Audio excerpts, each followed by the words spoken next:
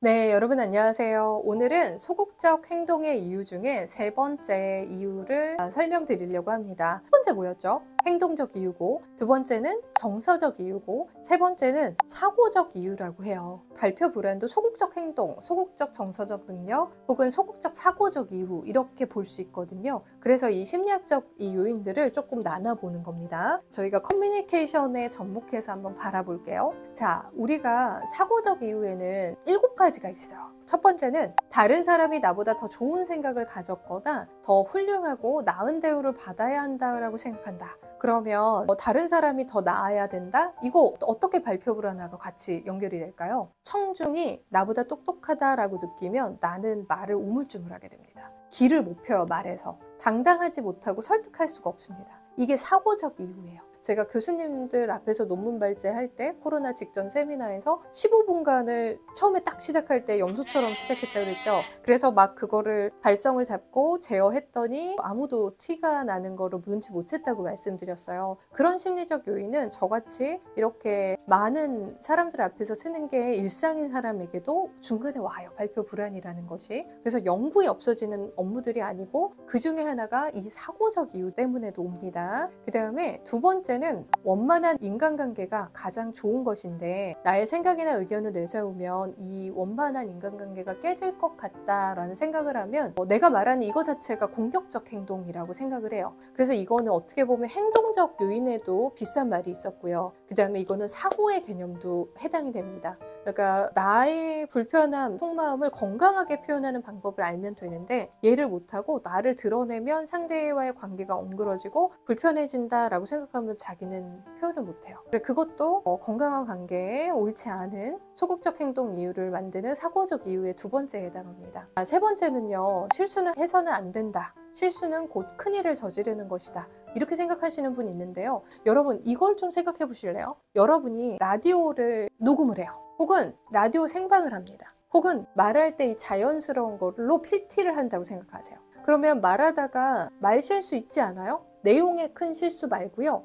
내가 이 말 하려고 그랬는데 마음이 급해서 저 말을 할 수도 있습니다. 그러면 라디오 진행할 때 제가 정정할게요. 이러고 그 문장을 앞으로 돌아가서 정확히 다시 문장을 구조적으로 문법적으로 구사하나요? 아니요. 저희의 대화는 문법적 구성에서 깨져 있어요. 그렇기 때문에 우리는 대화는 원래 조금 불편해도 수정되면서 이렇게 흘리잖아요. 수정되면서 말해도 된다라고 알고 계시면 돼요. 너무 많은 실수가 있지만 않으면 의미 전달을 너무 방해하지만 않으면 괜찮습니다.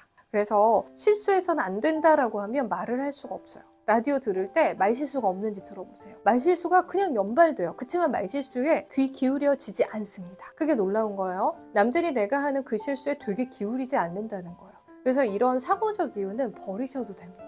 그리고 저희 같은 기관에서 만약에 근데요 네네네네네 막 이런 표현이 있어서 그 부자연스러움을 그 정도만 잡으시면 돼요. 인간적인 실수 범주에 완벽해야지 이거는 더 불편한 대화 능력을 갖게 해요. 그래서 이런 완벽주의자, 실수는 해서 안 된다, 실수는 곧 큰일이야, 이런 실수요. 그렇게 꼭 각박하게 생각하지 않으셔도 된다. 라디오의 진행자들 하는 것처럼 그냥 가벼운 실수는 부드럽게 넘어가도 된다. 그 부드러움 속에 상대한테 각인되지 않는다.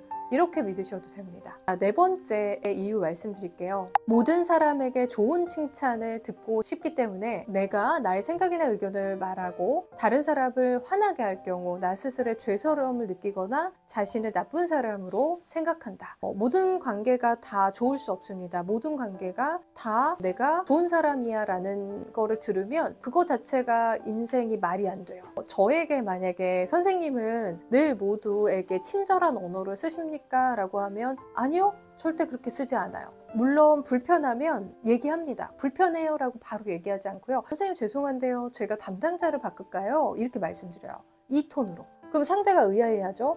제가 지금 서비스를 한 30분 받았는데 저는 나름 친절하게 말씀드렸는데 제가 뭔가 불편하게 했나 봐요. 굉장히 불친절하다고 저는 느꼈거든요. 그래서 불편하시면 그냥 담당자분 바꿔주셔도 돼요 라고 하면 이런 얘기랑 똑같습니다. 나 너무 불쾌해, 그래서 담당자 바꿔줘, 이렇게는 안 들리고 너가 굉장히 불친절하게 한 거를 내가 인지하고 30분을 지냈거든. 근데 요거는 조금 합당하지는 않은 것 같아.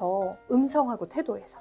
그래서 너도 불쾌하지 않고 나도 불쾌하지 않게 다른 사람을 매칭하는 거 어떨까? 이렇게 말하는 것 같죠. 근데 그 안에는 어떤 뼈가 있냐면 내가 네 모습과 말투를 계속 인식하고 있었는데 참았어. 이것도 포함되어 있습니다. 그래서 촌철살인 같은 말이 됩니다. 이런 것들이. 모든 사람에게 다 칭찬받을 수 없어요. 왜냐면 어떤 사람들은 미안한 거를 하고도 끝까지 사과하지 않아요. 실제로 말씀드렸죠. 연구실에 인테리어 공사를 엄청 확장 공사를 크게 했는데 거기 있는 레터링 작업, 벽에 글자를 이렇게 입히는 작업에서 벽면에 있는 페인트를 다 일으켰어요. 그 업체가. 근데 이전 연구실에서는 그런 일이 없었는데 여기가 초보이신 분들이 오셔갖고 결국은 이거를 전체를 도장을 다시 하거나 그냥 묻고 가야 되는 상황이 된 거죠. 그럼 보통은 너무 죄송합니다. 저희가 아직 기술이 연마가 안 됐네요. 어떡하죠? 이거 부분 칠해볼까요? 뭐 이렇게 해도 속상해요, 사실은. 근데 그 사장님은 계속 그러죠. 이거 별거 아니에요. 원래 다 그래요. 이러시는 거예요. 제가 연구실이 20년 차인데 속으로 생각했어요. 이거를 그냥 저렇게 말씀하시는데 모른 채 하자 하고 그럼 이걸 다 칠해야면 티가 안 날까요? 막 이러고 있었어요. 그러면 어떤 분은 오리발 내밀어야 생존한다라고 생각하시는 거예요. 근데 계속 그러는데 기분이 나빠요. 그럼 갑자기 제가 열불을 낼까요? 그러면 이제 성깔머리 나쁜 아줌마가 되겠죠. 그러기 전에 선생님 이게 일반적이진 않은 것 같아요. 근데 이게 모든 벽을 이렇게 하면 저희는 고민을 좀 해봐야 되는데 여기서 멈출까요? 이렇게 얘기해서 이거는 문제가 된다라는 지점을 먼저 인식을 해야죠. 인식시켜야죠. 그냥 이 정도의 말투에 이 정도의 모습으로요. 선생님이 말씀하시는 것처럼 아무 일이 아니진 않습니다. 한 면당 도장을 다시 하면 60에서 80만 원 들 텐데요. 그러면 이 벽을 다 하면요. 2, 300 더 들 텐데요. 이걸 어떻게 해야 될까요? 이렇게 얘기해서 멈춰버리게 하면 큰 문제가 되긴 하는구나 라고 자기가 발뺌하는 걸 멈추겠죠. 그런 과정을 말로써 적당한 온도로서 정확하게 표현하는 능력이 있으면 굉장히 좋습니다. 그래서 이렇게 모든 관계에서 칭찬받고 살 수는 없어요, 인간은요. 그 말 있죠. 10명 중에요. 2명은 무의식 중에 저를 싫어해요. 근데 2명은 아무 이유 없이 저를 좋아합니다. 이게 심리학이에요. 그리고 6명은 지대하게 저에게 관심이 없어요.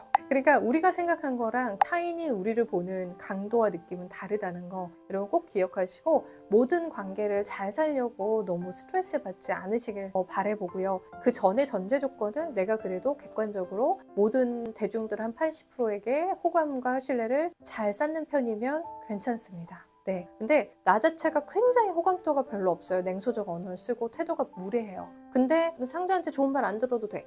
그러면 이제 뭐가 돼요? 꼰대가 돼서 사는 거죠. 그런 사람 아닐 경우를 전제 조건으로 말씀을 드린 거예요. 자, 나머지 3개 읽어볼게요. 내 주장을 내세우는 것이 당연하지만 그로 인해 상대방 마음이 상할까 두렵다. 이것도 사고적 이유. 그 다음에 주장을 언제 내세우는 건지 적절한지 모른다. 커뮤니케이션의 타이밍이 굉장히 중요해요. 우리 막 그거 있어요. 막 퇴근하는데 이렇게 아는 사람이 뭐해? 그래서 나 지금 이제 퇴근하려고 준비 중이야 이러면 퇴근할 때 어때요? 막 카톡 계속 봐요? 아니죠. 빨리 준비해서 나가고 싶죠. 그죠? 그럼 나가면 뭐 해요? 지하철 타면 좋지만 우리가 운전하는 경우가 많단 말이죠. 근데 막 그때 막 나가려고 해. 그러면 그래 얼른 퇴근하고 이따 여유되면 톡하자. 이래도 좋은데 그때 묻는 거예요.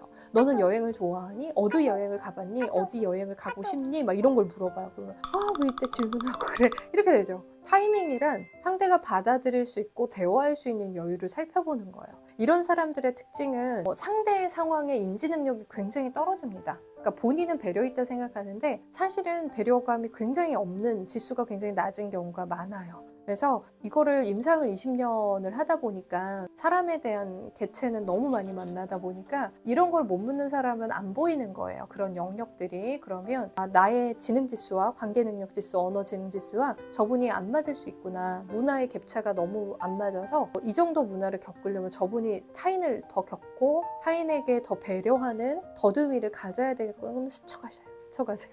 그 사람들은 다 설득할 필요가 없습니다. 스쳐가세요. 자, 그 다음에 나를 위해서가 아니고 상대를 위해서 나의 생각을 참고 말하지 않는다. 이거는 지난번에도 좀 말씀을 드렸어요. 계속 참으면요. 상대는 나와 경험을 하고 시간을 보내는데 나에 대해서 몰라요. 저 사람은 나랑 10년을 같이 살았는데 어떤 가치관으로 사는 사람일까?